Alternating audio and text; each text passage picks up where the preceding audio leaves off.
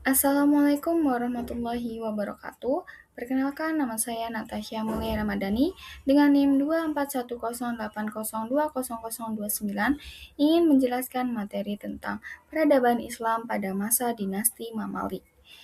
Yang pertama, terdapat asal-usul dinasti Mamalik. Bagaimana asal-usul dari dinasti Mamalik? Yang pertama, Mamalik merupakan kata jamak dari Mamluk yang berarti budak, di mana pendirian dari dinasti ini memang didirikan oleh para budak.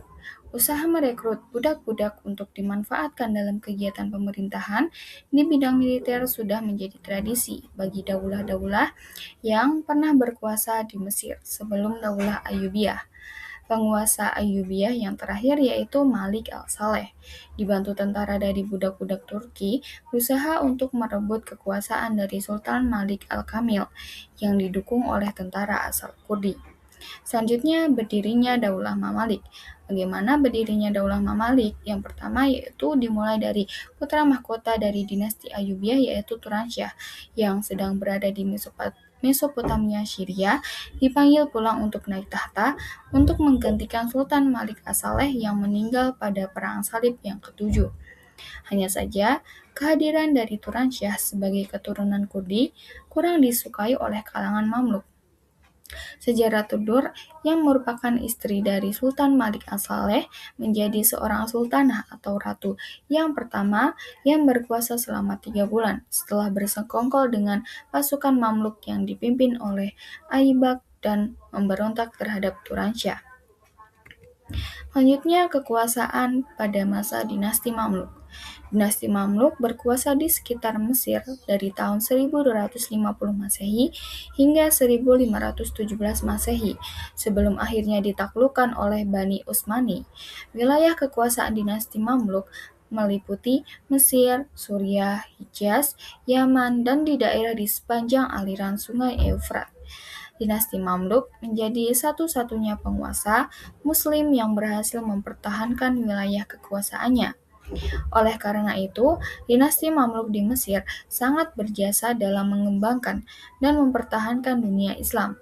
Karena kekuasaannya, dinasti ini berhasil menumpas bersih sisa-sisa tentara Perang Salib dengan mengusirnya dari Mesir dan Suriah.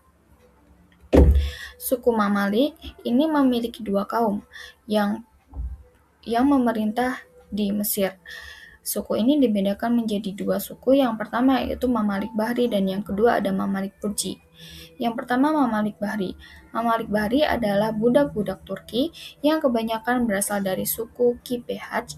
Suku ini didatangkan oleh Malik al-Saleh ke Mesir dalam jumlah yang besar.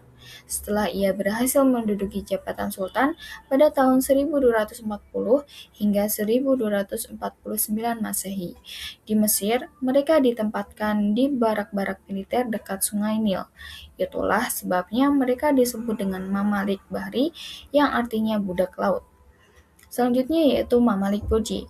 Mamalik Burji adalah budak-budak yang didatangkan dari Syirkah atau Turki oleh Sultan Qalawun pada tahun 1179 hingga 1290 Masehi pada masa kekuasaannya, karena ia curiga terhadap beberapa tokoh militer dari Mamalik Bahri yang dianggapnya dapat mengancam kekuasaannya. Mereka ditempatkan di menara-menara benteng. Karena itulah sebabnya mereka disebut Mamalik Burji. Selanjutnya masa kejayaan pada dinasti Mamalik. Setelah Mesir dipimpin oleh sultan-sultan Daulah Mamalik, mereka melakukan pemerataan pembangunan di berbagai bidang, terutama di tangan dua sultan yang sangat cekatan, yaitu Sultan Al-Zahir Baibars dan Sultan Al-Mansur Qalawun. Di tangan dua orang sultan inilah peradaban Islam saat itu, walaupun tidak dapat mengimbangi kejayaan yang telah dicapai oleh Baghdad. Selanjutnya, bidang pemerintahan pada dinasti Mamalik. Terdapat 4 bidang. Yang pertama yaitu Baibars melakukan baiat terhadap Al-Mustansir pada tahun 1226 hingga 1242 Masehi sebagai khalifah. Yang kedua yaitu Al-Mutansir merupakan keturunan Abbasiyah yang masih diakui kaum muslimin sebagai khalifah walaupun hanya sebagai simbol belaka. Yang ketiga, Sultan Baybars melindungi khalifah di bawah kekuasaan Daulah Mamalik di Mesir. Yang terakhir yaitu secara politis jabatan khalifah itu masih perlu dipertahankan karena berfungsi sebagai alat pemersatu umat Islam seluruh dunia setelah keruntuhan Baghdad.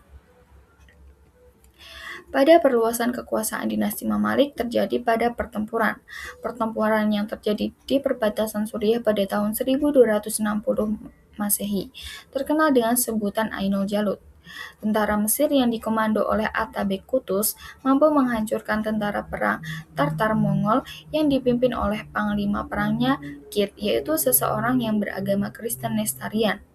Selanjutnya, Sultan Ibnu Baybars mengejar, menyerang, dan mengalahkan tentara Mongol di dekat Damaskus, yaitu ibu kota Suriah pada tahun 1303 Masehi, sehingga Sultan Mamalik dapat membersihkan sisa-sisa tentara Mongol, mulai dari Mesir sampai ke Suriah dan dapat kembali merebut seluruh wilayah tersebut.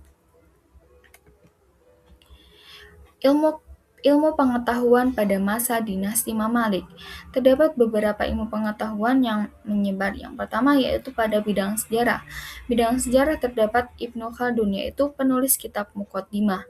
Yang kedua dalam bidang kedokteran yaitu Ibnu Mabis atau Abu Al-Hasan Ali Al-Mabis, yaitu seorang penemu susunan darah dan peredarannya dalam paru-paru manusia. Yang ketiga terdapat dalam bidang farmasi, yaitu Al-Kuhin dan Al-Atar, yaitu seorang penulis Minhaj al-Duhon wa Tuswa al-Ayan. Yang keempat dalam bidang matematika, yaitu terdapat Abu Al-Faraj Al-Tabari pada tahun 1226 hingga 1286 Masehi. Dan yang terakhir dalam bidang agama yaitu terdapat Ibnu Taimiyah dan Al-Hambali pada tahun 1332 Masehi dan Jalaluddin Al-Suyuti yang menulis kitab Al-Itqan fi Ulumul Quran dan Ibnu Hajar Al-Asqalani pada tahun 1372 hingga 1449 Masehi. Sultan An-Nasir. Sultan An-Nasir merupakan sultan yang memiliki kekuasaan pada dinasti Mamalik. Kesultanan Mamluk mencapai masa yang damai di bawah kekuasaan Sultan Al-Nasir Muhammad. Pada periode ketiga kekuasaannya, pasukan Kristen dan Mongol semakin lemah karena kekalahan dan juga konflik internal di antara mereka. Pada periode ketiganya ini, Sultan Al-Nasir juga menduduki posisi politik yang bagus di mata internasional. Banyak utusan luar negeri yang datang menemuinya untuk menjadi teman atau meminta bantuan. Dua kunjungan yang paling dikenang oleh Sultan An-Nasir yaitu yang pertama terdapat kunjungan dari Paus John ke-22 pada tahun 1327 dan yang kedua yaitu kunjungan dari Raja Philip ke-6 dari Prancis. Selanjutnya, masa kemunduran dinasti Mamalik. Terdapat beberapa faktor yang membuat kemunduran pada dinasti Mamalik. Yang pertama yaitu Kesultanan Mamalik mulai memasuki masa kemunduran setelah jabatannya beralih dari tangan Mamalik Bahri ke tangan Mamalik Burji pada tahun 1382 Masehi. Yang kedua, kaum Mamalik Burji tidak mempunyai ilmu pengetahuan tentang cara mengatur dan mengelola pemerintahan. Kemampuan mereka hanya terdapat di bidang militer saja.